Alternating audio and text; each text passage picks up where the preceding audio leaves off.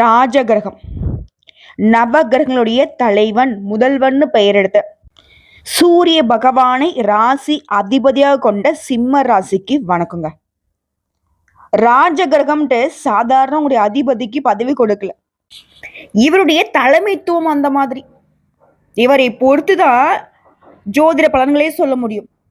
இவருடைய அமைப்பு பொறுத்துதான் ஒருத்தங்களுக்கு அரசாளக்கூடிய யோகம் வரும், இல்லைன்னா ஆண்டிதான்.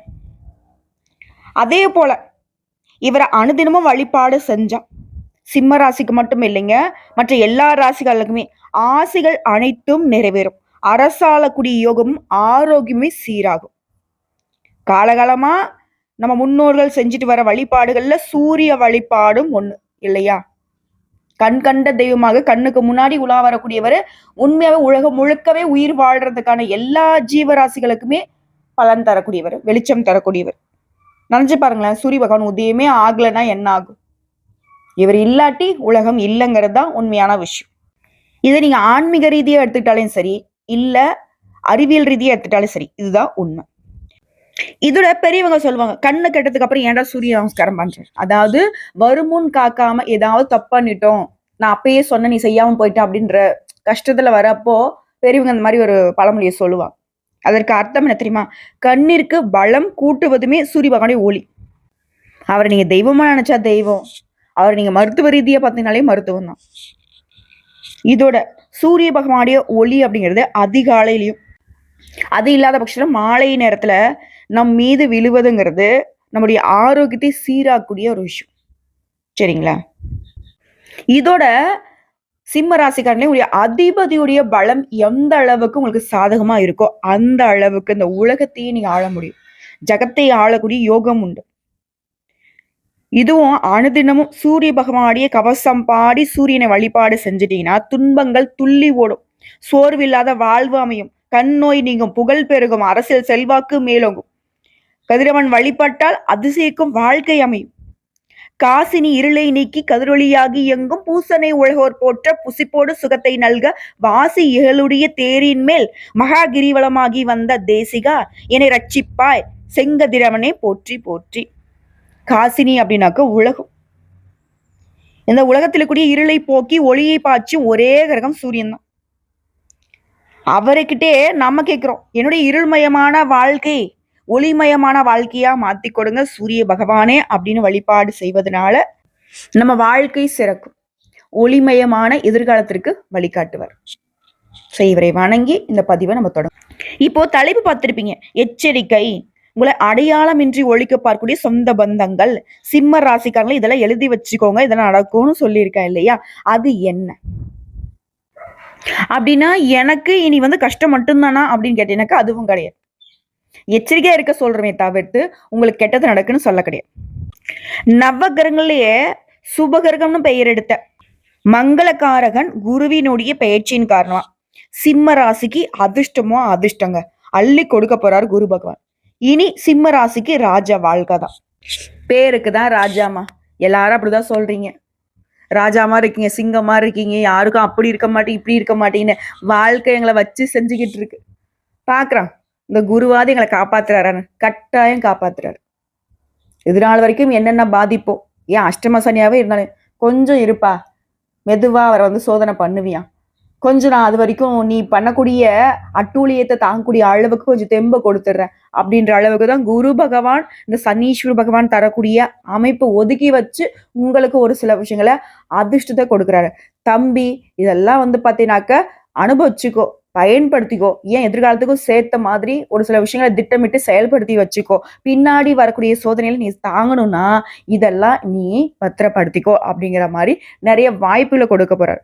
அதை சிம்மம் எப்படி பயன்படுத்தணும் அப்படிங்கிறது தான் உங்களுடைய சாமர்த்தியம் இருக்கு. அப்போ குருவினாலதான் இந்த வீடியோ பதிவே தொடங்குது இல்லையா? ஸோ சிம்ம ராசிக்கு வாய்ப்பை தரக்கூடிய அந்த குரு பகவானை வணங்கி இந்த பதிவை நம்ம தொடங்கும். குரு பிரம்மா குரு விஷ்ணு குரு தேவோ மகேஸ்வரகா குரு சாட்சாத் பரபிரம்ம தஸ்மை ஸ்ரீ குருவே நமக. குரு இல்லாட்டி ஒண்ணுமே இல்லை. நம்ம தாய் குரு தான், தந்தை குரு தான். நண்பர்கள் நமக்கு ஒரு விஷயங்களை கத்துக் கொடுக்கக்கூடிய யாராக இருந்தாலும், நமக்கு உபதேசம் செய்யக்கூடிய யாராக இருந்தாலும் அவர்கள் குருவே. அவர்கள் பாதம் தொட்டு உங்களுக்கு நல்லது நடக்கட்டும், வாழ்த்துக்கள்ங்க. இந்த குருவால சிம்மத்திற்கு கிடைக்கக்கூடிய பலன்கள் என்ன தெரியுமா? சும்மா ஒரு முன்னோட்டமா சொல்றேன். உயர் பதவி கிடைக்கும், புத்திர பேரு கிடைக்கும், நிறைவான செல்வம் கிடைக்கும், திருமண யோகம் கைகூடி வரும். ஒட்டுமொத்த வாழ்க்கையுமே குரு நினைச்சா உங்களுக்கு சுபமா மாத்தி கொடுக்க முடியும். பொதுவா சிம்ம ராசிக்காரங்க ஒரு வேலையை எடுத்துட்டீங்கன்னா தூங்காம கொள்ளாம உண்ணாம கொள்ளாம கூட அதை முடிக்கிற வரைக்கும் அதுலயே கண்ணும் கருத்துமா இருக்கக்கூடியவங்க. தொட்ட வேலையா முடிக்கணும்பா, அதனால எவ்வளவு கஷ்டம் வந்தாலும் பரவாயில்ல, இப்படி விடாப்பிடியா இருந்து சாதிக்கூடியவங்க. தன்மானத்துக்கு தலையும் கொடுப்பாங்க, யாருக்குமே தலை வணங்காதவங்க. உங்களை பொறுத்த வரைக்கும் குரு பகவான் இது வரைக்கும் பெருசா எதுவும் பண்ணல, ஒரு விதமான அவஸ்தையான நிலையே இது வரைக்கும் பார்த்துட்டு இருந்தீங்க. ஆனா இப்போ சகல விஷயங்களுமே நன்மையை தரக்கூடிய வகையில குரு வந்து அமர்றாரு. எடுத்த காரியங்கள் எல்லாமே வெற்றி உண்டாகும். உறவுக்காரங்களாம் வழிய வந்து உறவாடுவாங்க, ஆனா உறவாட வரல, உறவாடி உங்களை கெடுக்க வருவாங்க. உஷாரா இருந்துக்கோங்க. தெரிஞ்சவங்க எனக்கு ரொம்ப நல்லா தெரியும், ரொம்ப வருஷமா தெரியும். அடா சிம்ம ராசிக்காரங்களே, சூழ்ச்சியில உங்களுக்கு என்ன தெரியுது? கோபம் தான் கண்ணை மறைக்குது. உங்களை எங்க தட்டினா எங்க விழுவீங்கிறத நல்லா தெரிஞ்சு வச்சுருக்காங்க உங்க எதிரிகள். புரியுதுங்களா? நீங்க நல்லாவே இருந்துடக்கூடாது. ஏன் அப்படி ஏஞ்சி நடக்கூட கூடாது. அந்த நடை கூட உங்களுக்கு கண்ணுக்கு உறுத்துது. இல்லைன்னு உங்களால மறுக்க முடியுமா? இப்படி கண் திருஷ்டியாலவே நிறைய கஷ்டங்களை சந்திச்சுட்டு இருக்கவங்க சிம்ம ராசி. இப்போ சொந்த பந்தங்களுமே நிறைய சூழ்ச்சியை பண்ணி வீழ்த்திட்டாங்க. இனியும் நீங்க எழக்கூடாதுன்னு நிறைய சதி நடந்துட்டு தான் இருக்கு.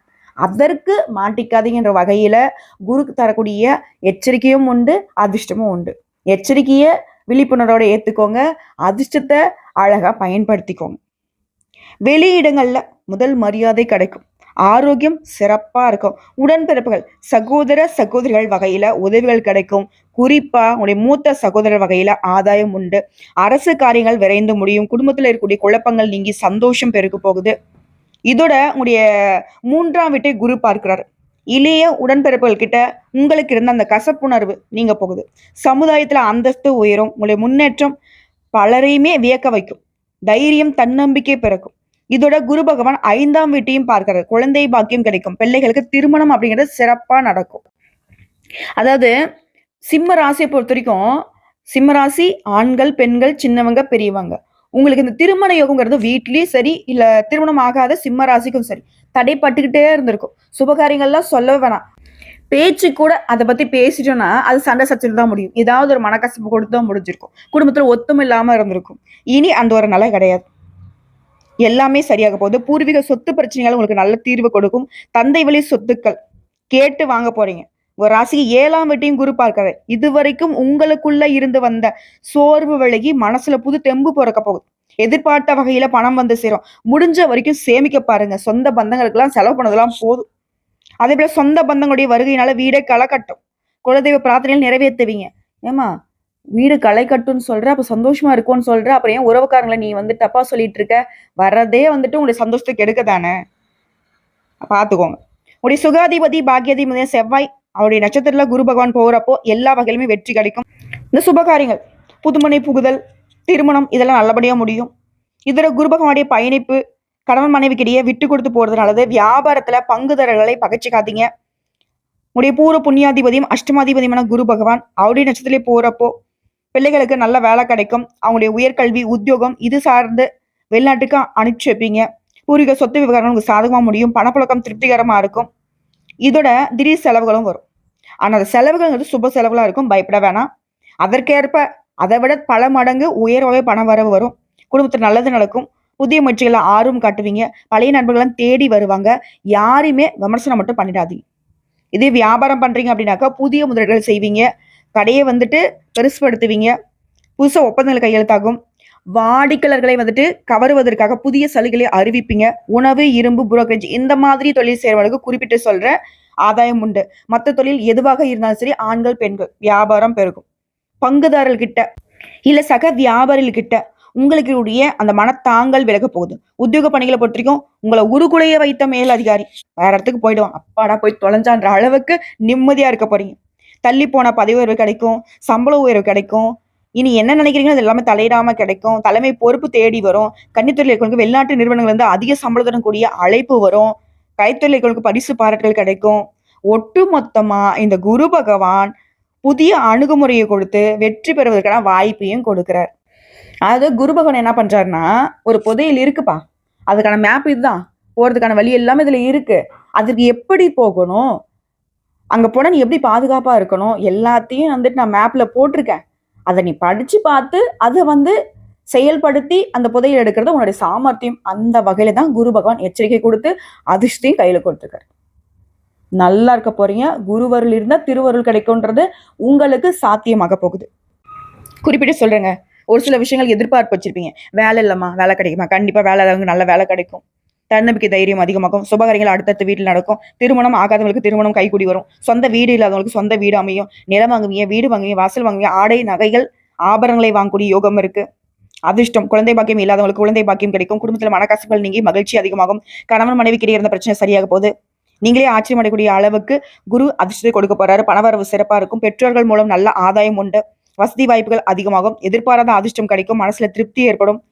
காதல் விவகாரம் கைகூடி வரும். கல்வியில நல்ல முன்னேற்றம் இருக்கும். உங்களுடைய கல்வி, உங்களுடைய குழந்தைகளுடைய கல்வி, வேலை, இது எல்லாமே நல்லபடியா அமையும். வாழ்க்கை துணையால முன்னேற்றம் இருக்கு. கணவன் மனைவிக்கிடையே அந்யுன்யம் கூடும். பிரிந்து போன கணவன் மனைவி கூட இப்போ ஒன்று சேர்வதற்கு வாய்ப்பு இருக்கு. காதல் உறவு இனிமையாகிறது மட்டும் இல்லைங்க, திருமண பந்தத்துக்குள்ள முடிவாக போகுது. பெற்றோருடைய சமத்தோட காதல் உறவு நிறைவேறும். இதோட உங்களுடைய பெற்றோர்களுடைய சொல் கேட்டு நடப்பது நல்லது.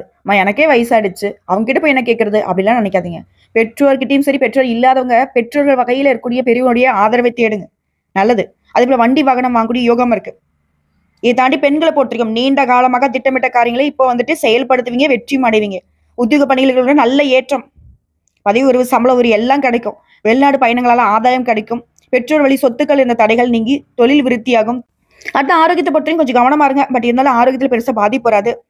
அடுத்த அஷ்டம சனின்னு சொல்லி பயப்படாதீங்க. அஷ்டம சனி ஸ்டார்ட் ஆனாலையும் நன்மைகள் உண்டு. சனி பகவான் இப்போதைக்கு உங்களுக்கு பாதிப்பு கொடுக்க மாட்டாரு.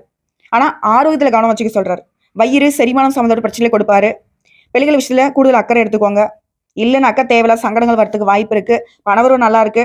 ஆனா அதை சரியான வழியில சேமிக்கிறதும் பாதுகாக்கிறதும் உங்க கையில தான் இருக்கு.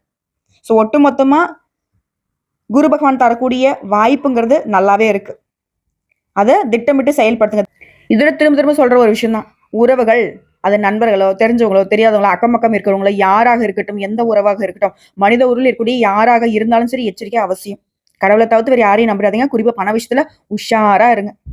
சொந்த பந்தங்கள் வேற மாதிரி ரெடியா இருக்காங்க உங்களை காலி பண்றதுக்கு. இதோட ஏதாவது சொத்துக்களை வாங்குறீங்கனாக்கா வில்லங்கம் ஏதாவது இருக்கா? அதே போல உங்களுடைய வேலையை நீங்களே தான் கண்ணும் கருத்துமா செய்யணும். யாரையும் நம்பி ஒப்படைக்க கூடாது.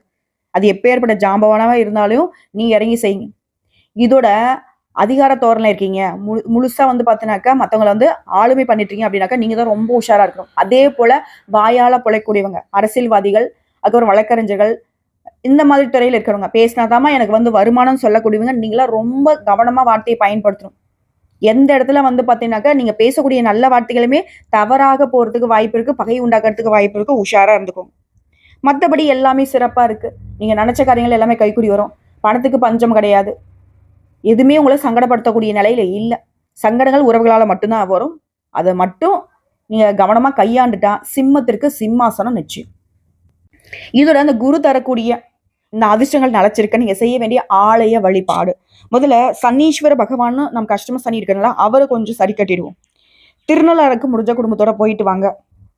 அதே போல திருக்கொள்ளிக்காடு அந்த கோயிலுக்கு போயிட்டு வழிபாடு செய்யறதுமே தடைகளை தகர்த்தெறிய வழி உண்டு, நல்ல பலன்கள் கிடைக்கும். அதே போல வியாழக்கிழமைகள் தோறும் நவகிரகங்களில் வீற்றக்கூடிய பிரதானமான குரு பகவானுக்கு, சாத்விக குணத்தை கொண்ட இவருக்கு மஞ்சள் நிற உடைகளை அணிவித்து மஞ்சள் நிற பூக்களால் அர்ச்சனை செய்து நெய்யில தீபம் ஏற்றி அல்லது நல்லெண்ணெயில தீபம் ஏற்றி மஞ்சள் நிற கொண்ட கடலையை மாலையாக கட்டி போடுங்க. அதே போல மஞ்சள் நிற கொண்ட கடலையை நெய்வேத்தியமாக படைத்து வரக்கூடிய பக்தர்கள் கொடுங்க. உங்களால் முடிஞ்சதுன்னா பசுமாட்டுக்கு அந்த மஞ்சள் நிற கொண்ட கடலையும் வெல்லமும் கலந்து உணவாக கொடுங்க. தேவர்களுடைய பசி ஆற்றிய புண்ணியம் உங்களை சேரும்.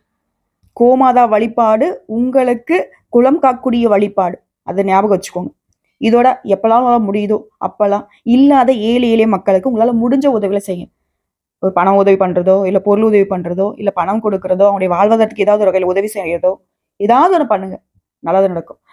குறிப்பா தானம் தர்மம் பண்றது சிம்மத்திற்கு ஈடு இணையில்லாத அளவுக்கு பாதுகாப்பு கொடுக்கும். நீங்க கூட இப்போ உட்காந்து யோசிங்களேன், நிறைய உதவிகளை பண்றீங்க சிம்மராசிக்கு. அதனாலதான் இது நாள் வரைக்கும் மற்றவங்களால வீழ்த்த முடியாத அளவுக்கு விழுந்தாலும் திரும்ப திரும்ப திரும்ப எழுந்துட்டே இருக்கீங்க. ஸோ ஒட்டு மொத்தமா உங்களுடைய உன்னதமான உள்ளத்திற்கு குரு தரக்கூடிய அதிர்ஷ்ட வாய்ப்பை கரெக்டாக பயன்படுத்துங்க. திரும்ப திரும்ப சொல்லாதம்மா நாங்கள் பார்த்துக்கிறோம் போ அப்படின்னு சொன்னாலையும் சரிங்க. நல்லது நடக்கட்டும். உங்களுடைய எண்ணம் போலவே எல்லாமே பலிக்கட்டும். தெய்வங்கள் துணை வரட்டும். ஓம் குரு பகவானே போற்றி போற்றி.